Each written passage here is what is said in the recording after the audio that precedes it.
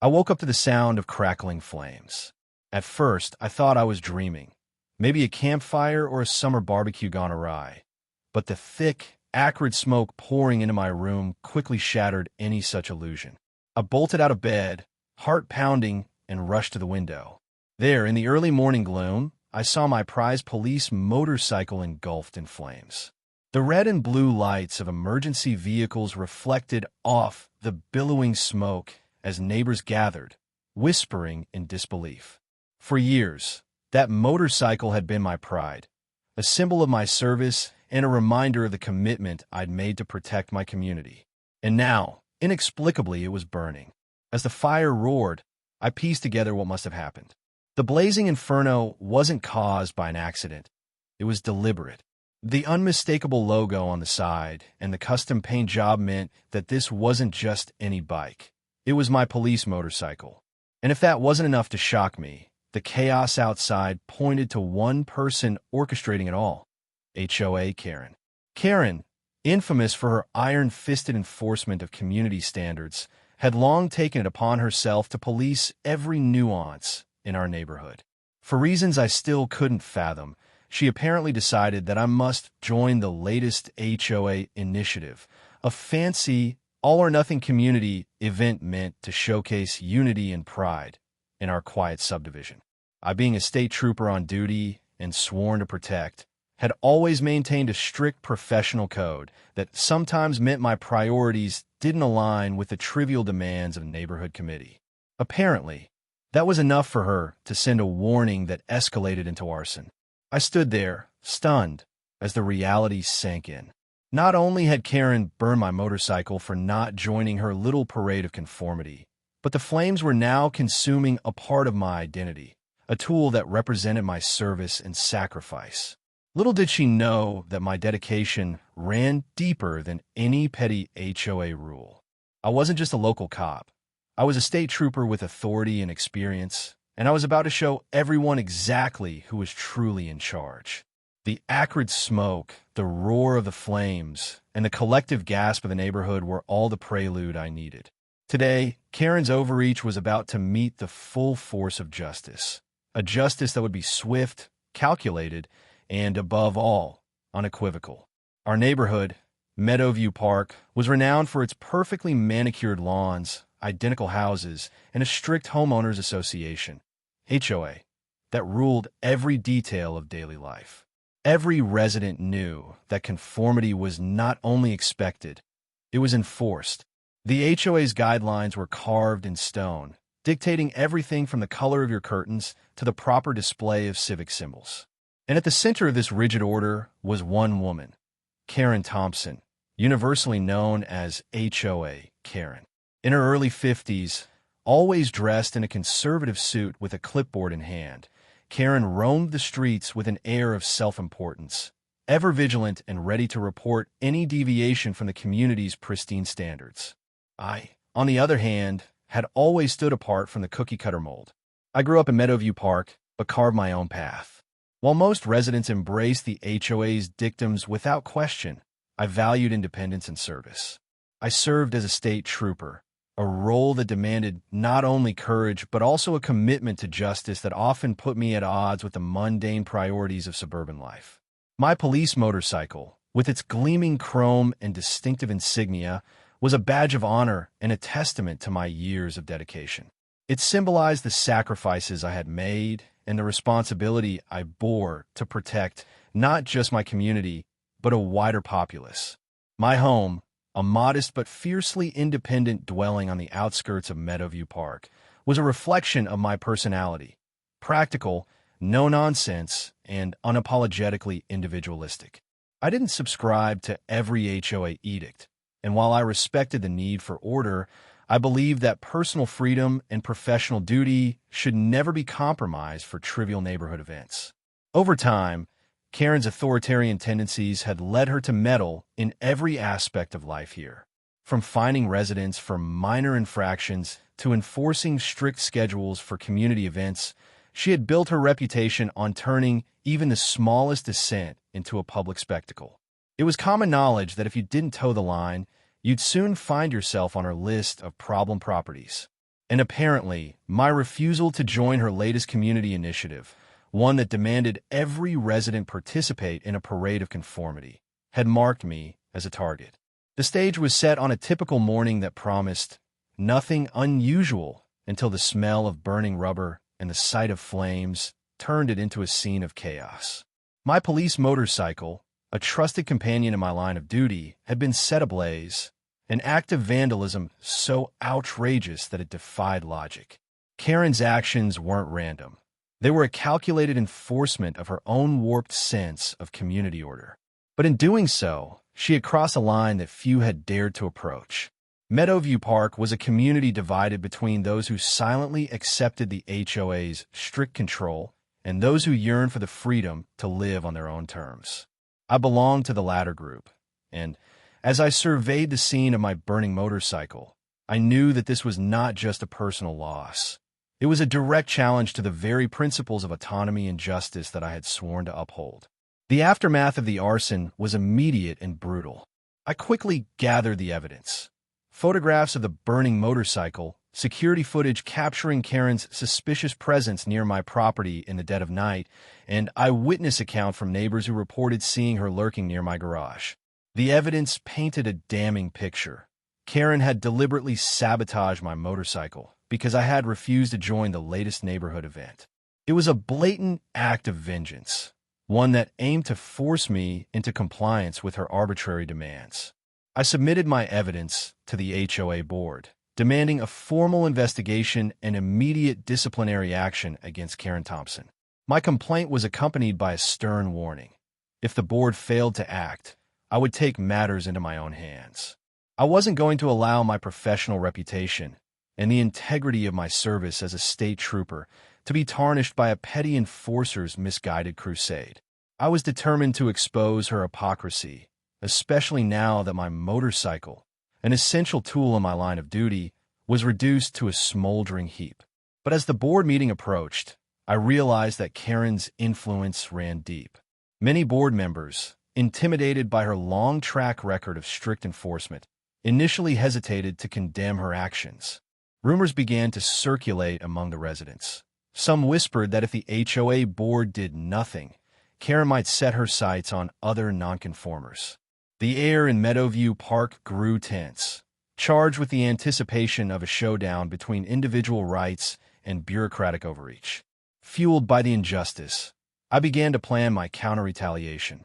I knew that a mere complaint wouldn't suffice to restore my dignity or deter further abuse. I had to strike a decisive blow, a statement that would reverberate throughout the community and force the board to acknowledge that such overreach would no longer be tolerated. With the evidence in my hands and the support of a growing number of like-minded neighbors, I decided that I would issue a symbolic yet formidable fake HOA fine, $10,000 for property vandalism and violation of community standards. The fine was designed not to extract money, but to serve as a clear, public declaration that Karen's actions had consequences. I spent hours crafting the document, ensuring every detail, from the official letterhead to the legal-sounding citations, mirrored the formality of real HOA fines. I circulated digital copies among supportive residents and posted them on the community forum. The reaction was electric.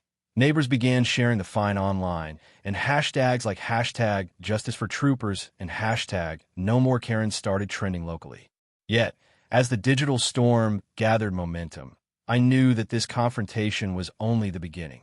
Karen's actions were not isolated. They represented a broader pattern of arbitrary enforcement that had long plagued Meadowview Park. I resolved that this incident would be a turning point, a moment when the community would stand up for truth, accountability, and the right to live freely without interference from overzealous enforcers. Every day following the incident, the tension escalated.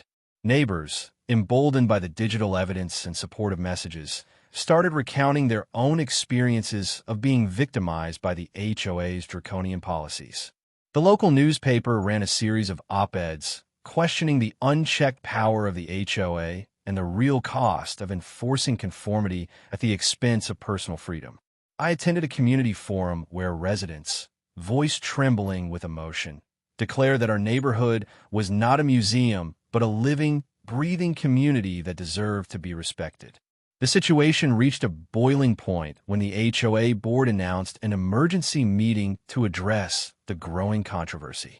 In that meeting, I presented my digital dossier, a comprehensive compilation of all evidence, witness statements, and detailed logs that documented Karen's repeated intrusions and her deliberate act of burning my motorcycle. I argued passionately that if the board did not take immediate, decisive action, the culture of intimidation and arbitrary rule enforcement would continue unchecked. The room was filled with a mix of anger and determination as the evidence was laid bare. By the end of that meeting, it was clear that the board was divided. Some members, moved by the compelling evidence and the overwhelming public sentiment, pledged to stand up against Karen's tyranny. Others, still fearful of her long-standing influence, remained hesitant. The community's digital outcry, however, made it impossible for the board to ignore the issue any longer. They scheduled a final public hearing, a moment when the fate of our community's enforcement policies would be decided once and for all. In the wake of my public stand, the battle lines in Meadowview Park were redrawn.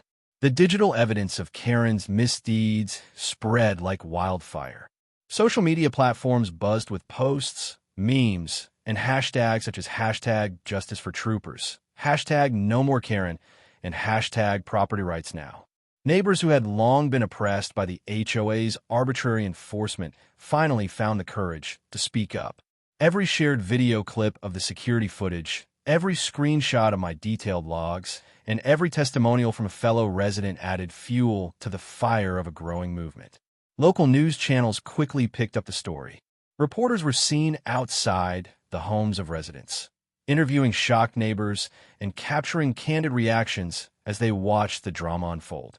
It's remarkable, one anchor stated on live TV, that a state trooper's fight against arbitrary HOA power has now become a symbol of resistance for the entire community. The narrative shifted from a simple act of vandalism to a broader discussion about individual rights versus the overreach of bureaucratic control. Inside the HOA board, the air was thick with tension.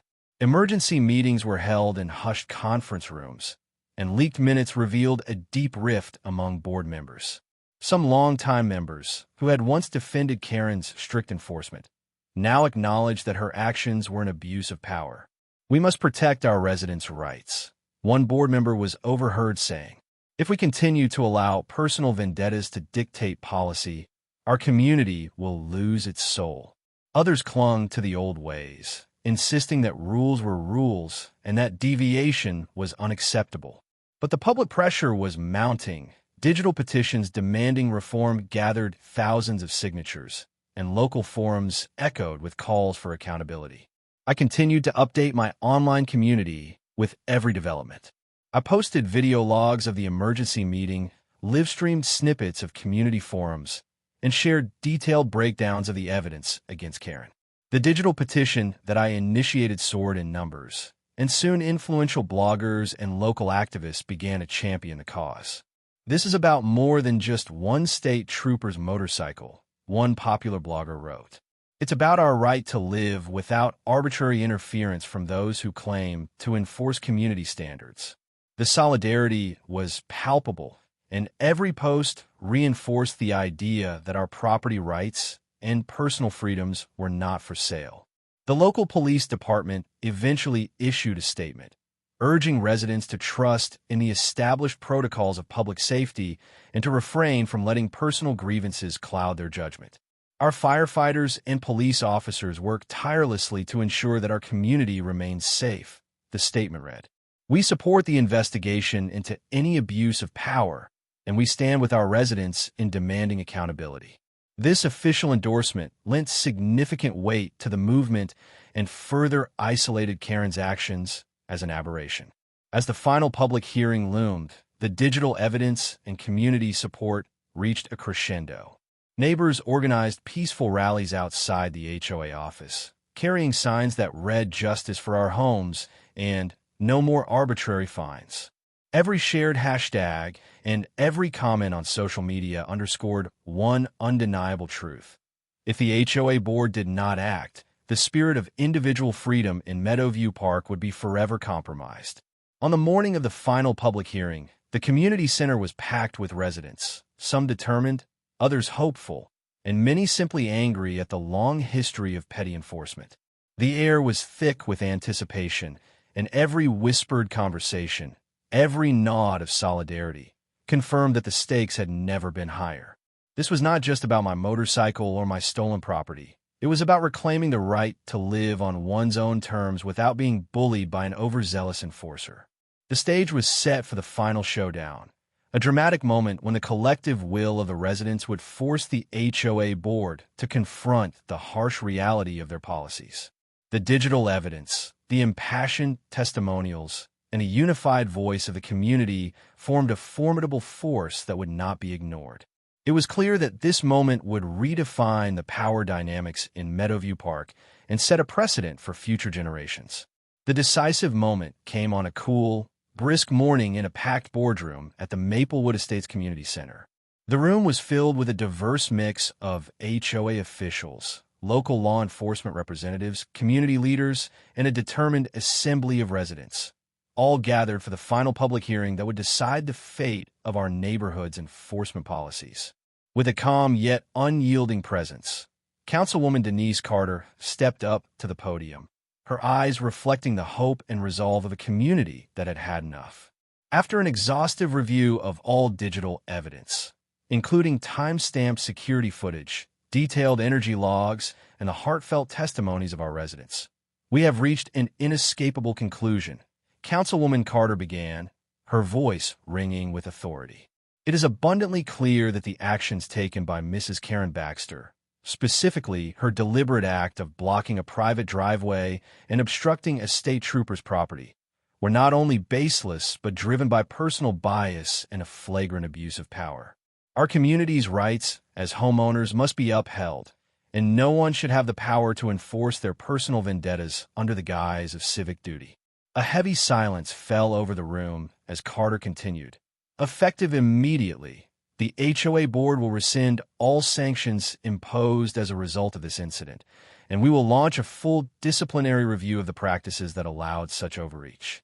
Furthermore, we will implement new guidelines that protect the property rights and freedoms of every resident in Maplewood Estates. Today's decision is not merely about reversing an arbitrary action. It is a resounding declaration that we will no longer tolerate the abuse of power by any individual. Her words resonated deeply, and murmurs of agreement swept through the assembly. At that moment, a respected community advocate, a stalwart defender of property rights, rose to speak. "Today we stand united as one," he declared, his voice strong and impassioned. "No resident should be forced to live under the tyranny of arbitrary rule enforcement. Let this vote be the turning point, a clear signal that our community values innovation, independence, and the sanctity of private property above all else. We demand accountability, and we will not rest until every violation of our rights is met with swift, decisive action." His declaration was met with thunderous applause, uniting the room in a collective call for reform. Following his powerful address, a senior officer from the local fire department presented the final dossier, a meticulously compiled record of digital evidence, expert testimonies, and official reports that confirmed the legitimacy of my property modifications and debunked every claim made by Karen Baxter. The evidence was irrefutable. The drawbridge and trench were legal modifications, a rightful exercise of my property rights, and every attempt to block my driveway was a personal vendetta, not a community safety issue. The Internal Affairs panel unanimously endorsed strict disciplinary measures against any abuse of power, and the full report was scheduled for immediate public release. Councilwoman Carter concluded, "Let this resolution mark the dawn of a new era for Maplewood Estates, a community where every resident's rights are respected and where public authority is exercised with integrity." Our vote today is a resounding declaration that we will protect our freedoms and that no one, no matter how self-righteous, can impose their will upon our community without accountability. Together, we stand for justice, accountability, and the inalienable right to live without arbitrary interference. Her final words, delivered with unwavering conviction, sealed the turning point in our battle for property rights. In that defining moment, as every face in the boardroom shone with determination and hope, the balance of power shifted irrevocably. The overwhelming digital evidence and the unified voice of our community had forced the HOA board to take decisive action, a turning point that would forever reshape the governance of Maplewood Estates. The days of petty, arbitrary rule enforcement were over, and a future built on respect for individual rights was finally within our grasp. In the weeks that followed the historic vote, Maplewood Estates underwent a profound transformation. News of the rescinded sanctions and the sweeping reforms enacted by the HOA board spread rapidly through local media and on social networks, sparking impassioned debates about property rights, community governance, and the protection of individual freedoms. Editorials in the local newspaper, bearing headlines such as "A New Dawn for Maplewood Estates" and "Community United for Freedom," celebrated the decisive action taken to safeguard our rights. Hashtags like #PropertyRights, #NoMoreAnti-Bullying, and #CommunityJustice trended widely, reinforcing our collective determination to stand against arbitrary rule enforcement. Town hall meetings and community forums saw record attendance as residents gathered to share their experiences and envision a future where personal creativity and independence were valued above strict conformity. Neighbors who had long felt oppressed by the invasive practices of the HOA now spoke freely about their right to manage their own property in a way that reflected their unique identities. "Our homes are our sanctuaries," one impassioned resident declared at a bustling meeting, his words echoing through the crowded room. The atmosphere was one of hope and renewal, a promise that our community would always prioritize fairness and respect for individual freedoms. Within the reformed HOA board and local public safety departments, swift changes were implemented. Senior officials, led by Director James Carter and Lieutenant Marcus Reed, launched comprehensive training programs on ethical conduct, cultural sensitivity, and the responsible management of community resources. Regular internal audits and transparent disciplinary processes were established to ensure that every complaint was thoroughly scrutinized and that no resident would ever again be subjected to arbitrary fines or undue interference. Our duty is to protect the rights and dignity of every member of our community, Lieutenant Reed affirmed during a follow-up press conference, his words resonating with the collective spirit of reform.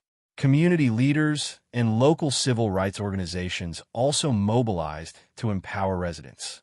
Workshops, public forums, and educational campaigns were organized to raise awareness about property rights and to encourage community participation in shaping a more equitable governance model. When we come together, our voices are powerful enough to challenge even the most entrenched systems. A local activist proclaimed at a town hall meeting, inspiring neighbors to unite and demand change. For me, the journey from confrontation to resolution was both deeply personal and profoundly transformative.